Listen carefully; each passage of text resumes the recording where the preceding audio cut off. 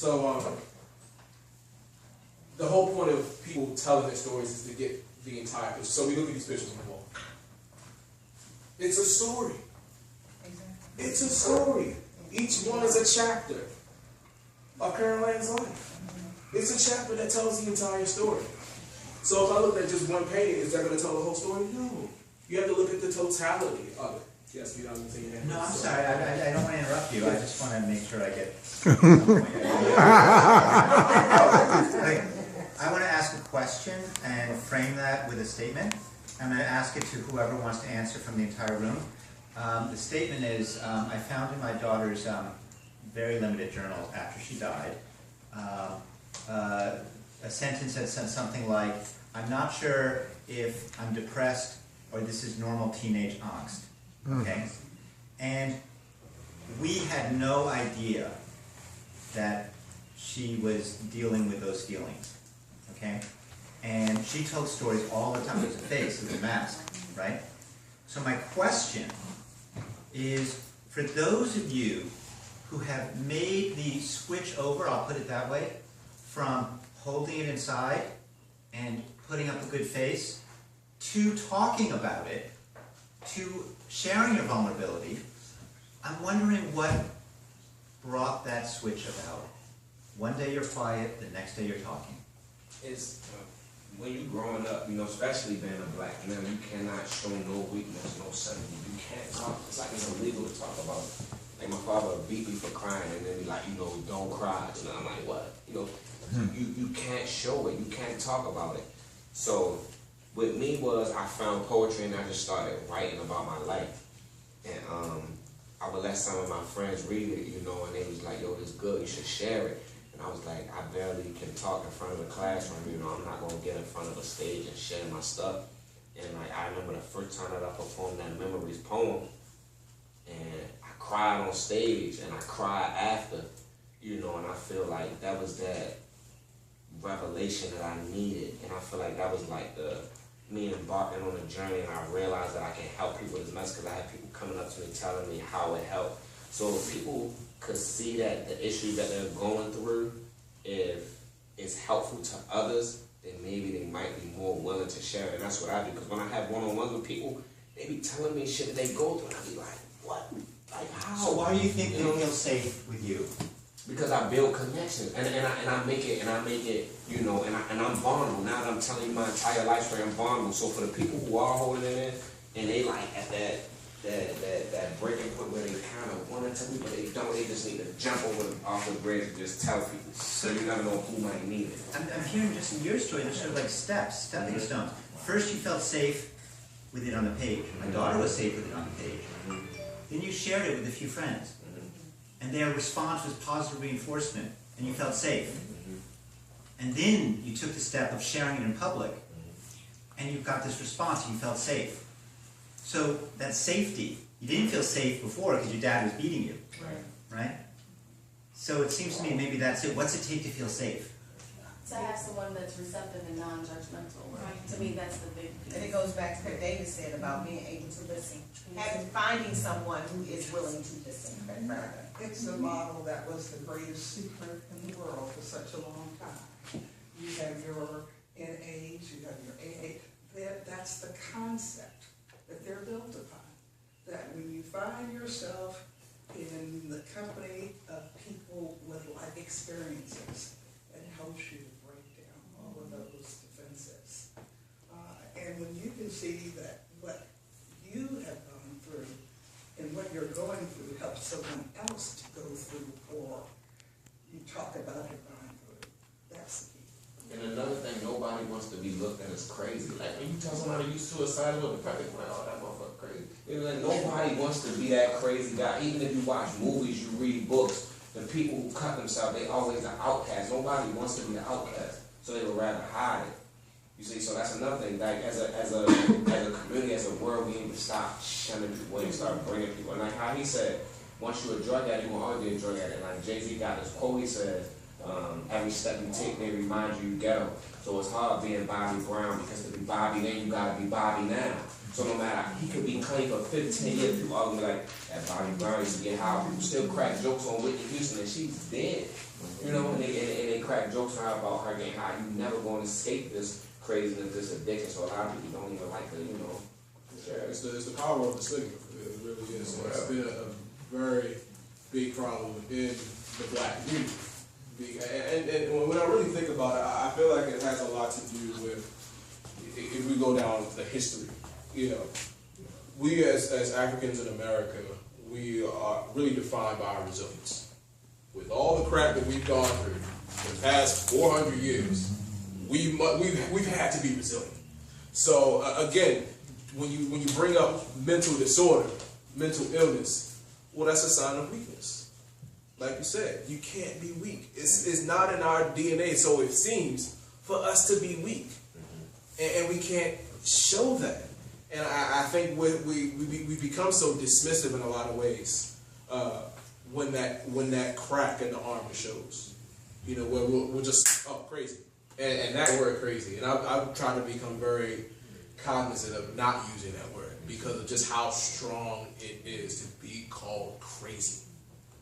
And just like, and just like that addict, you know, that doesn't like to admit that they're an alcoholic. You know, they be like, oh, I'm not an alcoholic, but they drinking every morning.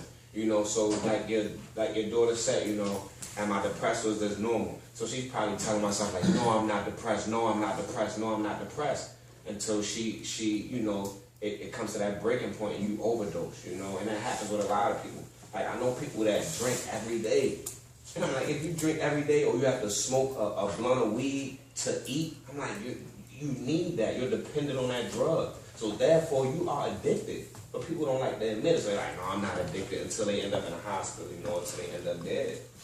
So, yeah. Our office is downtown at 200 East Lexington Street, right next to the courthouse. So for the last week or so, you know, we have experienced the droves of people who are there, the protesters, the TV cameras, the helicopters, the sheriff's car, you know, just everything. When I was walking to the garage tonight to come here, I was just looking around at all the activity, the sirens, the helicopters, the traffic, you know, and everybody kind of on pins and needles, just waiting to hear what the verdict in anticipation of what might happen. And so I'm just wondering if you had the opportunity to speak to the masses, what is it that you would say to them in relationship to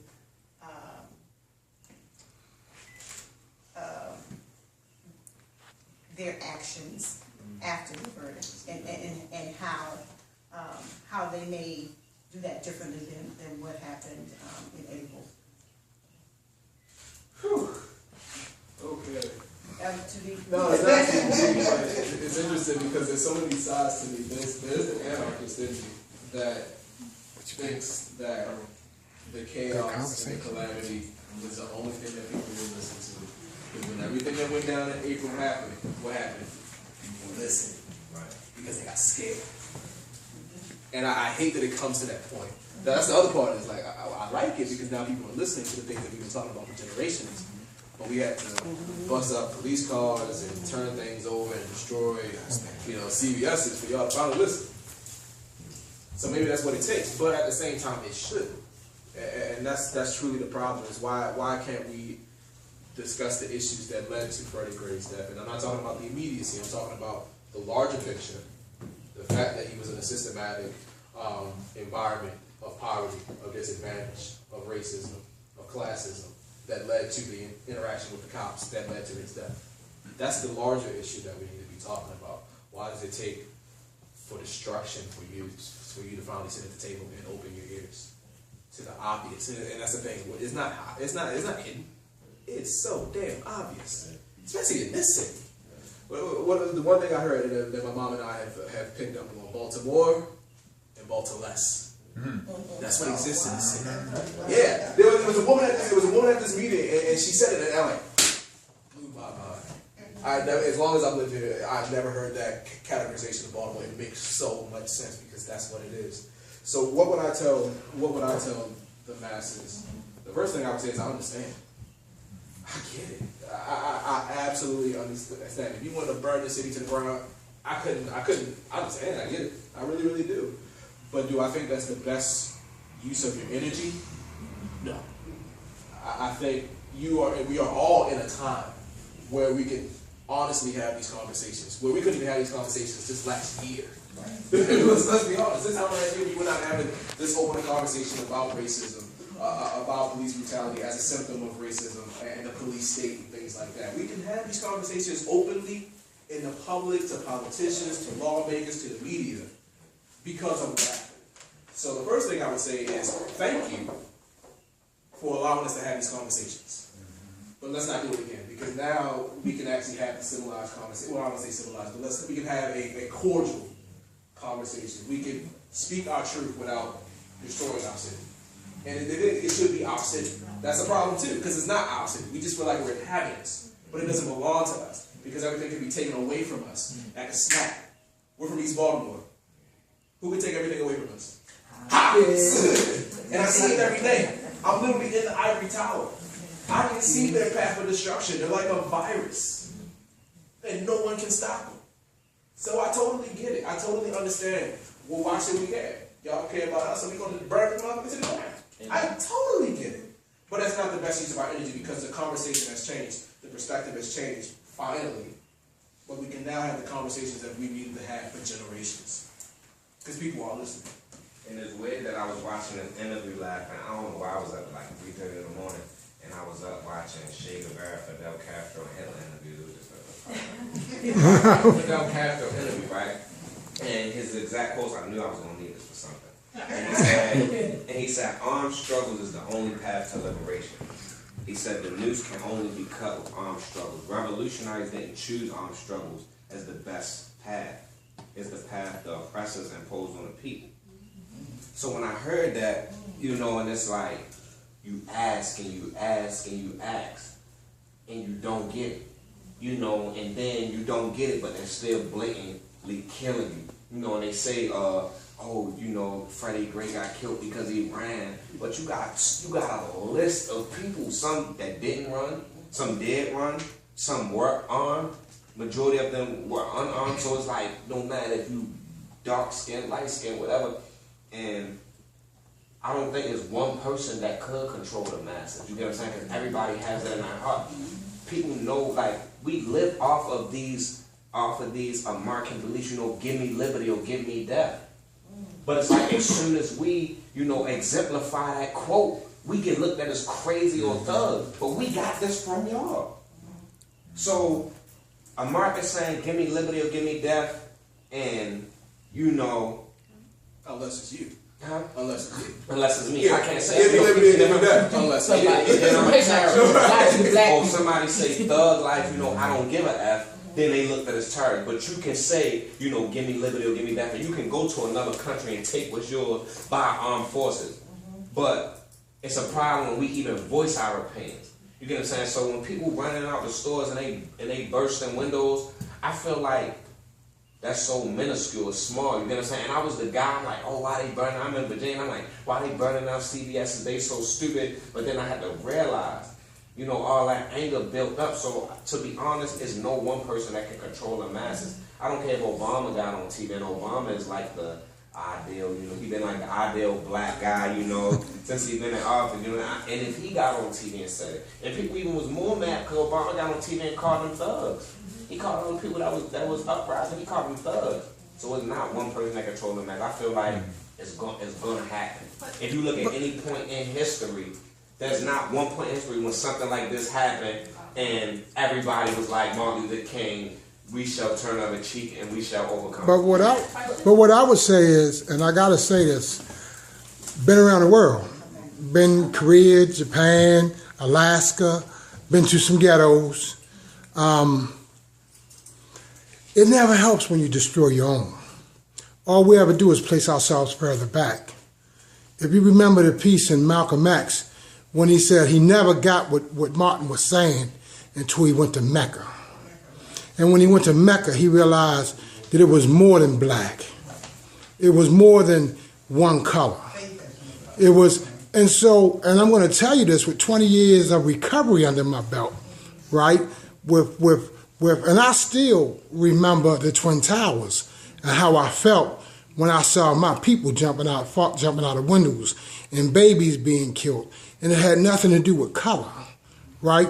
So what I've learned is I can't compartmentalize everything that happens and bring it to race. What my job is to bring it to humanity. And what gets lost in our conversations is that we begin to, because you said it, and if you said it and you really understand it, there's only one race. There's no races. It's been proven. I've watched National Geographic do this thing with this DNA swab all over the world. And what they've come to find out is there were only one race, and that there were mega men of this race that went on. So what we destroy is ourselves. And so what I would tell Baltimore is we don't need to destroy ourselves anymore. Or what is considered our own. Because like you say, when you got the youth, they feel like they have nothing. They taking away schools, they taking away rec centers, they taking away buildings, homes. Nobody feels like Baltimore is there. They taking away lives. What aren't they? But here's what I'm going to tell you. This is not a new thing. So what I'm going to tell you is what is new is us. I don't think that we're new. Like the CBS was there. I heard a young lady say, she said, well, CBS has been robbing us for years because that's the same store they charge $5 for a gallon of milk. When you go elsewhere, you pay $2. So I don't think that they saw that as their own. It was something people were taking from them, so they took from CBS. I don't condone it, but I can definitely understand what they were saying. I mean, $5 for a gallon of milk, that's, you don't pay those prices up. Yeah, it's up again. I'm gonna connect some dots here. I think you've talked about the importance of listening, and people opening up, people ready to listen. And we've talked about that in relationship to a young person in pain who feels they need, they've got pain and they need to share it. And now it's really interesting because we're talking about the very same thing at a sociological level, at a societal level, where you have a demographic that has just been not listened to, and not acknowledged for the pain that culture is experiencing. And so it's just interesting to see the conversation go from the importance of listening to the person to outrage and not being listened to as a group. It's the same solution, it seems to me. It begins with the same solution. Because listening, that doesn't cure pain, but it begins, it's the opening door, it opens the door. Yeah. So what's outcome of who's listening now? You destroyed the big one. Who's listening? And I think I'm asking the question from, in a way, Florida for a while. I'm not getting anything happening still. Well, and it's frustrating. It really is, because I know a lot of people have voiced that, now it's just back to normal. So then, if a verdict comes out that people don't like, we destroy the city again. Exactly. Now people are listening. And go back to what? It's really, really, really frustrating. And to me, that's the $1 million question. So it's back to us. It does come back to us, and it's what we can do within our own space. I trust me, I would love to have the ear of the president, the entire cabinet, all the governors of the United States, all the mayors of the city, but what I'm saying, the World Bank, the IMF, NATO, the United Nations. I would love to have the ear, because I think they should listen to me. I really do. But that's just not the case. So then, should I just give up? Should I just say, okay, well, I can't get to the top of the world power, so that's it? No. There's what we can do in our own space. We can do things in our own space. And I think, in terms of what Peter was saying, from my perspective, I got a lot of people who are puzzled about how we got there. If you come and work with me for a day in the public school system, you will see exactly how we got there. It's almost designed to keep these students, these children, these black men actually exactly where they are. There's nowhere for them to go. Right. I'm literally coming in there, I'm working every day, but I'm just seeing them do the same thing over and over again. They're not passing, they're not failing. Next, they go on to the next grade. They find something more appealing outside, and then they end up in the juvenile system, then they end up in jail. It's just designed to keep these guys, and some of these girls exactly where they are. And so I would say, if anyone who has a question about it, come hang out with me someday. And we can go and you can send me with IEPs, with children who are disadvantaged, with children who have disabilities, who are emotionally disabled, or we label them as emotionally disabled, but they may not be. Just come and see exactly what's happening. You can figure out how we got to the Freddie Gray incident. Everyone's very puzzled about this. It's really not that puzzling. I'd like to have. Yeah. I was listening, but I have one question. But what do we do next? We're Mm. gonna sit here. What we're gonna do? Do you mind if I jump in the conversation? I apologize, I was a little late today. But what we do next is beautiful. One of the things, my parents are a little bit older. I'm 34, my dad's 70, my mom just turned 68 on Sunday. And they were born when Baltimore was burnt to the ground. My parents, they raised me, grew up in Baltimore City on the west side. Alice Pender Hughes was my neighbor. She's the name of the Baltimore City public school system. Kirk Schmoke was my neighbor. I grew up seeing, my dad was press secretary to Governor Schaefer. My mother has been the CEO of Family Health Centers since I was born.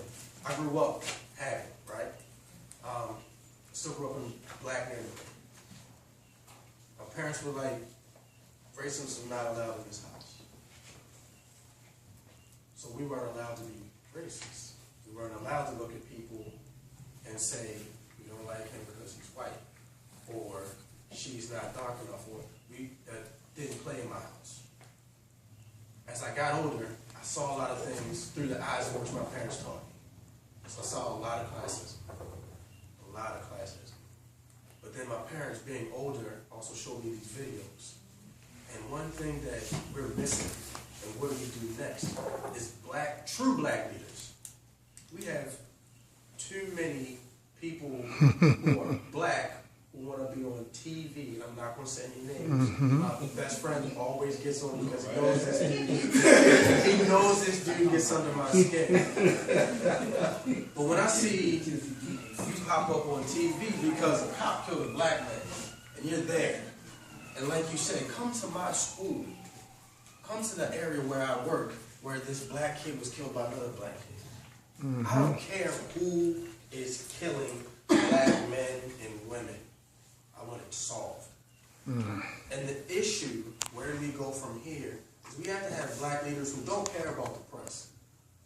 They're not trying to get their face on TV because they want to get into politics and out of the church. But really, because they want to lead and they want to show. I love Martin because you know what, and this is something that I hate about history class. They segregate us. And we don't realize it. When you learn about Martin Luther King Jr. and the march, we hear all about the black people that march. We don't ever hear about the white people that march. They're segregating us. And it's not white people are segregating us. It's the people with power. I don't care what color they are. They got money and power. And what they've realized is, if we can segregate the masses, we can keep our money and power. If we have you guys sitting on opposite sides fighting, we can act like, oh, I'm a Republican and I don't like Democrats. Let me tell you something. At the end of the day, you know they all go out for drinks together. Republicans and Democrats, they sit side by side. They smoke their cigars. They have their whiskey sours, and they laughing at us because we like, oh, black this, white this, and it's not like that. So what do we do now? We have to have leaders. We have to have leaders who are true to the cause of the human race, as you say, excelling and lifting up. Too many times I hear black people on one side and white people on the other, and it's not like that. We got white people in this room, black people in this room. I love the fact that what Peter is doing because he's bringing the cause of heroin, the cause of stigma, mental health, and he's putting it out there, not in a way where, listen, it's only black and white, but he's giving a form. And another thing, I've got to say something, because in answer to your question and in answer to your question about what's next, I'll tell you something. There's nothing new under the sun. And the issues that we're dealing with have been dealt with for millennia. We do have examples of things that work, but why it is we can't get them promoted. And let me give you one. When working on my master's, we looked at the Brooklyn Project. That's where you go in and you deal with the needs of not just family in a community. You go in and you're dealing with the community and the families there, irrespective of ethnicity. You're looking at that community, you're looking at the families that comprise it, you bring those families together, you're looking at their strengths, you're looking at their weaknesses, and community by community, you're building people up. People, children, seniors, and we've got evidence. But like you said, how much more studying do we have to do? How many more questions do we have to ask? We have examples of what works. We do. And what I say is just like how he mentioned Peter, and how Peter probably